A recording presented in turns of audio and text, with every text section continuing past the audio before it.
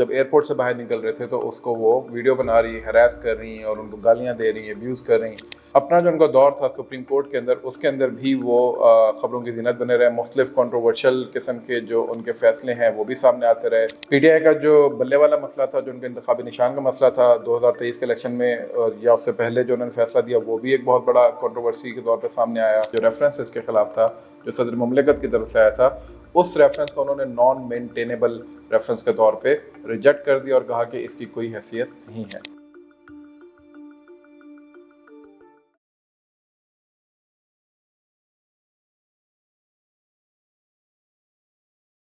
Justice काजी फायज ईसा retirement के बाद भी अभी तक खबरों की ज़ीनत बने हुए हैं। कल एक मैंने ट्विटर के ऊपर ट्वीट देखी जिसके अंदर कोई सना मीर साहब हैं, जो कि UK के अंदर होती हैं, PTI के पॉलिटिकल वर्कर हैं। वो जब जस्टिस काजी फायज ईसा साहब की फैमिली वहाँ पे पहुँची तो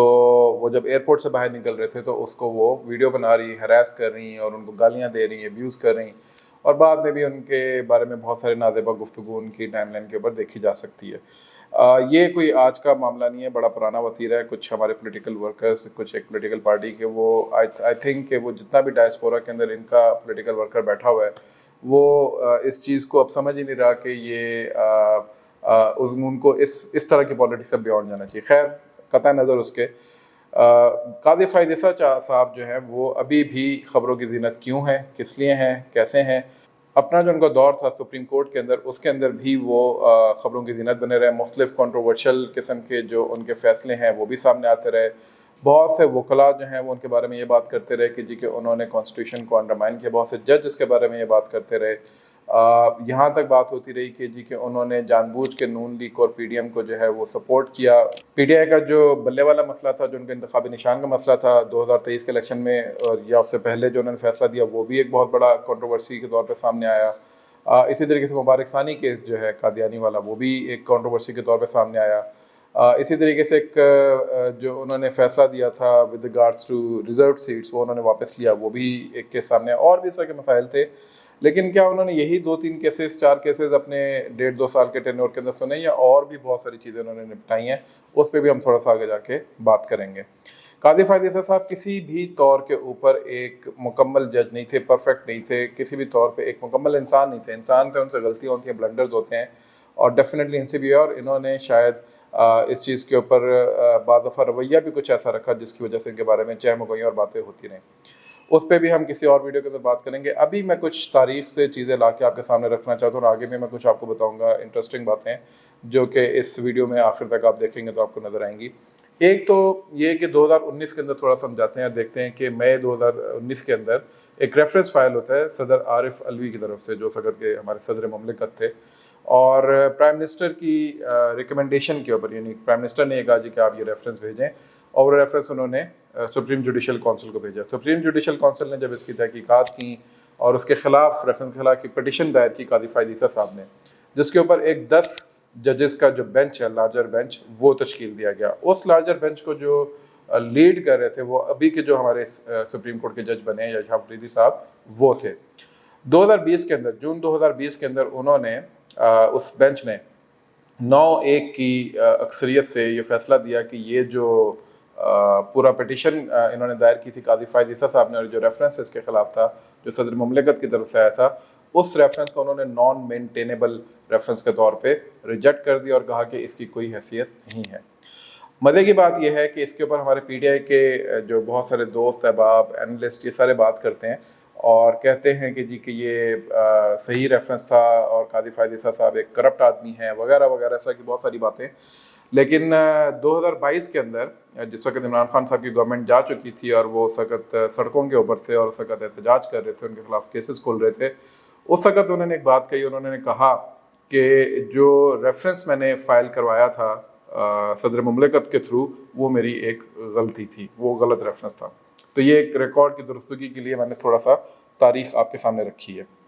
उसके बाद काज़ी फायज ईसा साहब जो हैं वो सुप्रीम कोर्ट के जज बन जाते हैं। उनके साथ एक साहब लगते हैं और उनका नाम है मोहम्मद मुश्ताक। वो उनके सेक्रेटरी के तौर पे जो हैं वो अपॉइंट होते हैं। मुश्ताक साहब चूँकि मेरे साथ फेसबुक पे भी एडिड है, उनके साथ एक आदफ़ सलाम दुआ भी हुई, उनसे बातचीत तो उस तरह मेरी नहीं है, लेकिन उनको मैं पढ़ता रहता था, उनकी तहारीर, और वो बहुत अच्छा है क्योंकि उनका दीनी इल्म भी बहुत ज़्यादा है। تو شریعہ کوڈ کے بھی بہت سارے مسائل کے اوپر وہ گفتگو کرتے ہیں, شریعت کے مسائل کے اوپر بھی کرتے ہیں, اور لاء کے بھی بہت اچھے وہ استاد بھی ہیں, اور ظاہر ہے وہ اس کو پریکٹس بھی کرتے رہے.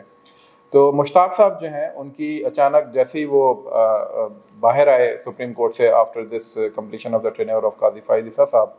تو 405 دنوں کی جو روداد ہے, سرگزشت ہے, وہ انہوں نے لکھنا شروع کیا, اور اپنے فیس بک کے اوپر وہ آہستہ آہستہ ایک ایک کر کے کچھ چیزیں لکھ رہے ہیں. بہت سے لوگوں نے سوالات اٹھائے کہ کیا کسی ایسے ملازم کو جو کہ سرکاری ملازم رہا ہو, وہ بھی سپریم کورٹ کا, وہ بھی سپریم کورٹ کے جج کا سیکرٹری رہا ہو, کیا اس کو یہ زیبا دیتا ہے کہ وہ فوراً باہر نکل کے اس قسم کی گفتگو کرنا شروع کر دے؟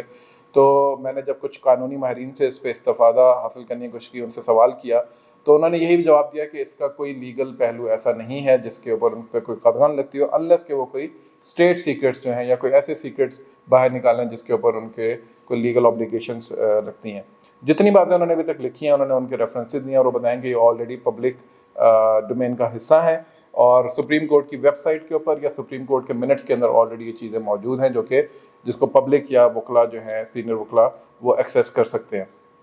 سو انہوں نے کچھ تحریر لکھی. ایک تحریر انہوں نے جو لکھی وہ یہ لکھی کہ سپریم کورٹ کے اندر جو ججز کا معاملہ ہے, اور جو سپریم کے پورے جو امپلائیز ہیں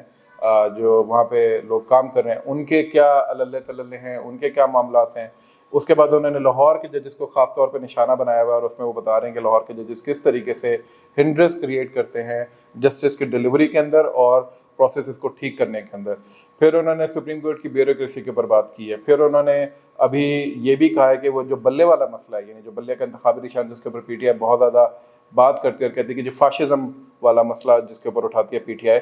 اس پہ بھی انہوں نے کہا جی کہ سپریم کورٹ کے اندر جو کچھ ہوا اور پی ٹی آئی کے وکلا آپس میں جو کچھ کرتے رہے اس کے اوپر بھی میں لکھوں گا, اور بما ثبوت کے لکھوں گا.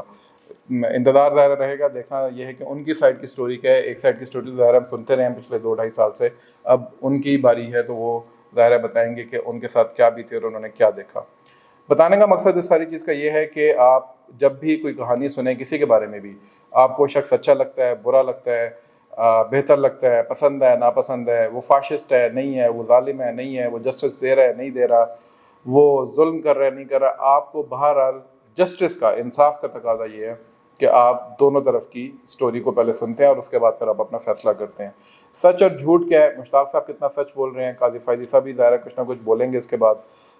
باقی ججز اس کے بارے میں کیا کہتے ہیں. جسٹس منصور علی شاہ صاحب کا اس کے اندر ایک موقف سامنے آیا, لیکن یہی جسٹس منصور علی شاہ صاحب جو ہیں اسی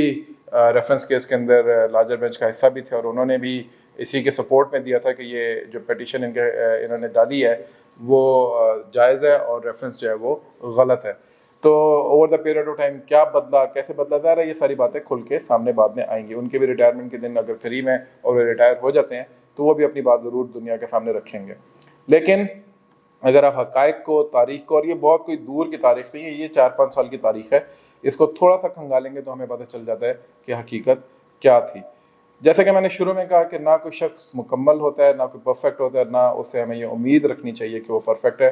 اس کی حتی الامکان کوشش البتہ اس طرح کے مسند پہ بیٹھتے ہوئے یہ ضرور ہونی چاہیے کہ وہ انصاف کو اچھے طریقے سے ڈیلیور کرے. کتنے کیسز انہوں نے ڈیلیور کیے, کتنے نہیں کیے, اس پہ بھی محمد مشتاق صاحب نے کہا ہے کہ میں کیسز جو ہے وہ سامنے لے کر آؤں گا. ایک بات ایک اور انہوں نے کالم لکھا ہے اور وہ بڑا انٹرسٹنگ ہے, جس کے اندر پی ٹی آئی کا ایک نیریٹو یہ ہے کہ جی کہ ہمارے جو